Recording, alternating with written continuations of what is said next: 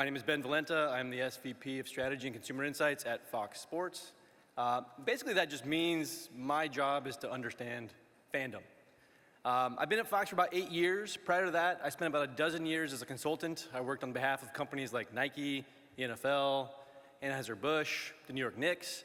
And so really effectively, my entire career has been spent studying sports fans. And I want to share a couple of the insights I've gleaned along the way that I think will be beneficial to the people in this room, right? And I want to start with a common misconception about fandom. People often think that fandom is fanaticism. Like, invariably, that word comes up whenever the topic of fans comes up. And equally, we have this cultural conception of the face painter. This is the guy who comes to mind when we think of sports fans, right?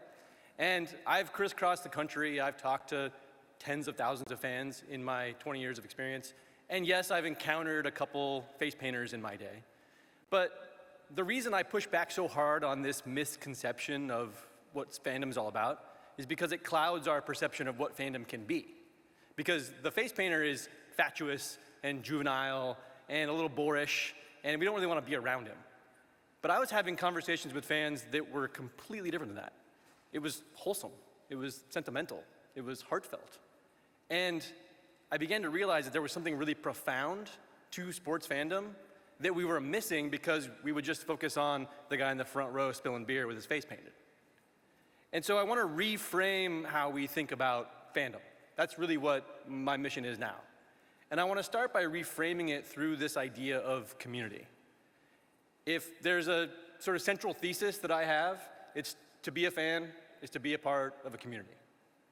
And I look around the room now, the lights are kind of bright, but I look around the room and I see some nodding heads because fans, I think, intuitively recognize that fandom is about community. Just think, like, the only reason that I high-five a stranger is sports. That's what he was just touching on, right? The only reason that I talk to my dad, for better or for worse, sports, right? This is the through line that ties all the interactions I was having with fans together, this idea of community. And I was seeing this profound stuff happen.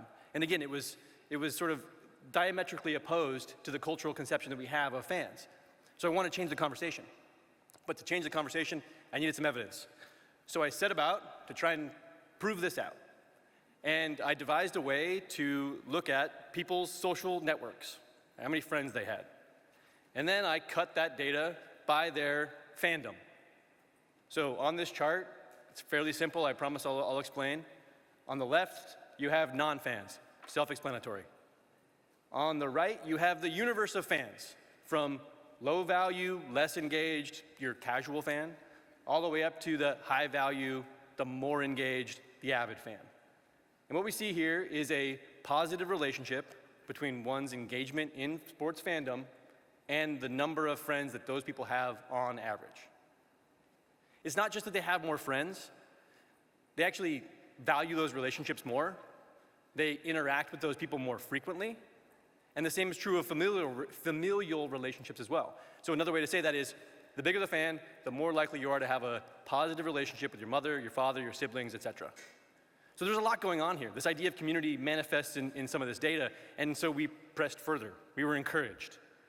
And what we found as we continued down this road of understanding the effects of this socializing is that it's not just that fans have more friends, it's that socializing, those friends, actually impacted their well-being.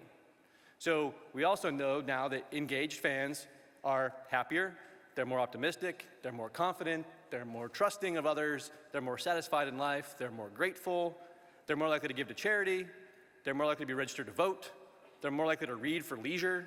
Like, across every conceivable, objectively good thing, fans show themselves as different from non-fans, and I think it's because of the socialization. So I want to draw a line under that idea because I think that's the most important thing.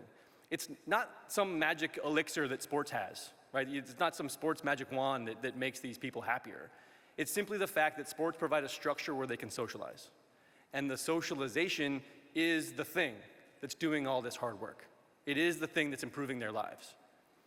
And it stands to reason then that if you are happier, you're less depressed. We've looked into that. If you have more friends, you're going to be less lonely. We've looked into that. And these ideas of loneliness and depression, this is what brings us to teens. I'm not the first person to cite some of these stats today. I think basically what I've been hearing time and time again is the kids we kind of all recognize are not all right. So these are some stats that we took from the American Time Use Study and the CDC, and we see, and I'm not the first person to cite this again, time with friends is down for kids. That is time spent alone is up. And alongside that, depression and rates of suicide are also up.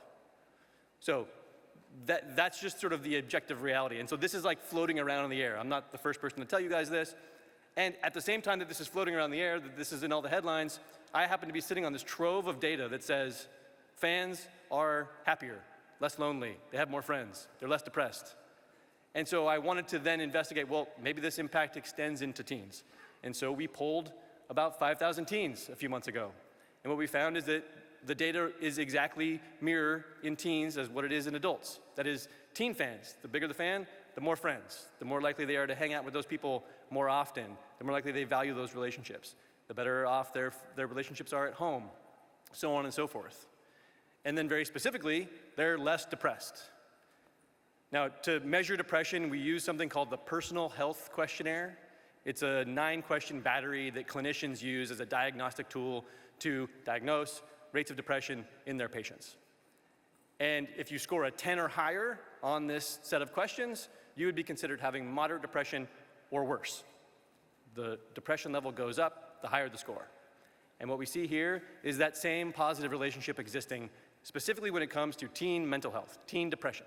The rate of depression goes down as you engage in sports fandom. And again, it's not just the sports fandom that's doing it, it's the socializing that's doing it. That's what's doing the hard work here. So teen fans are less depressed. This got us thinking, what other extracurricular activities might have a similar effect? So we looked at a bunch of different extracurriculars. Now, I know it's probably hard to read this chart from where you're sitting. Let me help you. It comes as no surprise to this room, I'm sure, that sports has the most positive impact on mental health among teens. So kids who participate in sports between the ages of 13 and 17, 18% of that group experiences moderate depression or worse. That stands in stark contrast to, let's pick on photography. 41% of kids who are in the photography club experience moderate depression or worse. Now, this isn't to disparage photography club. I myself was a member of the photography club in high school. It's all well and good, right? But it doesn't do the same job and the same hard work that sports does. And I think everyone in this room is already a firm believer of that, so I don't have to belabor that point. But the thing that I do want to focus on here is, the chart here is relatively straightforward, but there's a lot happening beneath the data. Gender plays a role, social media use plays a role, there's a lot going on.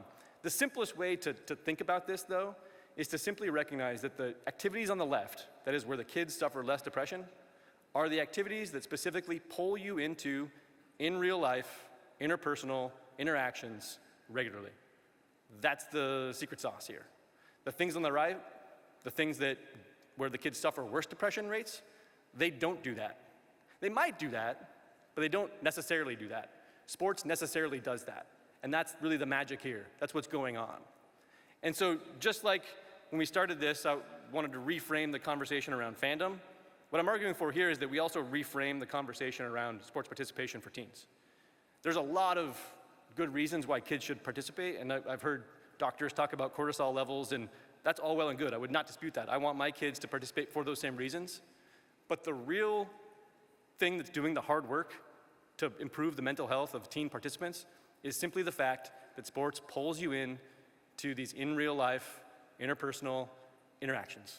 You frequently have to join the team, come together, deal with things, and have friendships that are predicated upon sports. That's really what's going on here. But here's the thing. Everybody has to stop playing. At some point, we all have to retire. And what we see is that the benefits of participation subside when we stop playing. So to prove this out, we polled a group of 20-somethings, talked to about 3,000 adults who were in their 20s. And we separated the groups in a few different ways. First, we looked at adults in their 20s who participated in sports as kids, and adults in their 20s who did not participate in sports as kids. And then we looked at their rates of mental health. And you know what? they were basically the same. Because when the kids who played stopped playing, the benefits of playing went away. They weren't on the team anymore. But we resorted that same data, and we looked at their level of fandom. And as we've seen now, the higher the level of fan engagement, the better the mental health. And so I would encourage everyone in this room to think about the lessons that we're instilling. And I think everyone in this room is very familiar with that idea. We're talking about improving the lives of kids today in the present tense, but we're also talking about using sport to instill lessons that will serve them better in their life as adults.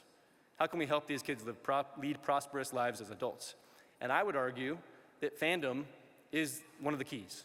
It's one of the keys to social success. You're basically handing over the social skill of fandom to the kids. And so I would encourage everyone in this room to encourage the kids that you encounter in the programs that you support to focus on fandom. Focus on helping kids learn the skill of how to use sports to socialize. That's exactly the thing that will benefit them in their later years. And what we're really talking about here is sports as a social structure. Fandom is the language we use to navigate that structure and reap its benefits. And so I want everyone in this room to remember that when they talk about getting the kids together to watch the game. Not just for practice, but help them learn the skills of fandom, because that's the thing that will benefit them in the future. Thank you very much.